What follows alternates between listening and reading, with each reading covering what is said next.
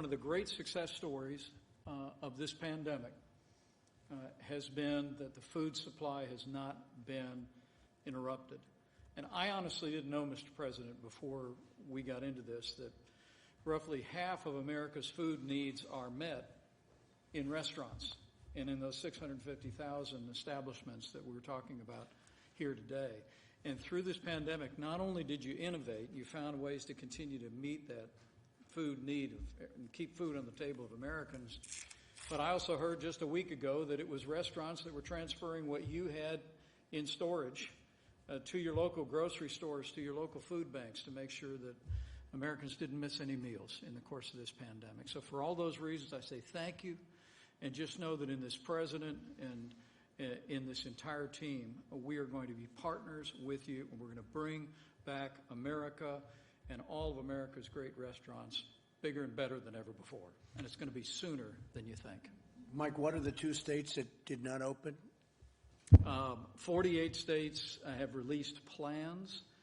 There's 2 that are, we expect them to be releasing plans very soon. Who are they? I'll get that to you before we talk to the governors. Is Connecticut? Can't do anything.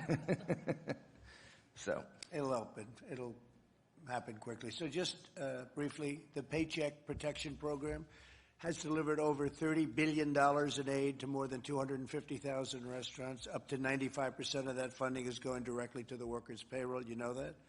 On Friday, the SBA published the loan forgiveness application, which ensures that all businesses, including restaurants, will not be penalized as long as they make good faith efforts to rehire all of their employees. You know that?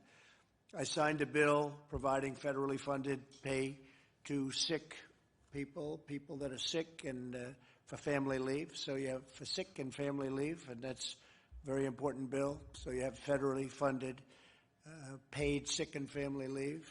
And I think some of you are taking advantage of that. Businesses can defer paying income taxes until July 15th. We gave that extension. Business can claim tax refunds by deducting their losses from the 2018 through 2020 against taxes they paid for the previous 5 years. That's a big deal. And then, as you know, we're going to Congress, and this is more pertinent to what we're talking because you knew all of what I just said. You've been living through it. Restore the restaurant deduction to help jobless restaurant workers. So if a company pays or somebody pays, they get a deduction. That's going to create a tremendous amount of business. I think you're going to have to open a lot of additional restaurants in this country. I think it's, frankly, more important than even the other things we're talking about. I guess short-term, what you're talking about is more important, but long-term, the deduction would be phenomenal. Create an Explore America. That's Explore, right? Explore America tax credit that Americans can use for domestic travel, including visits to restaurants.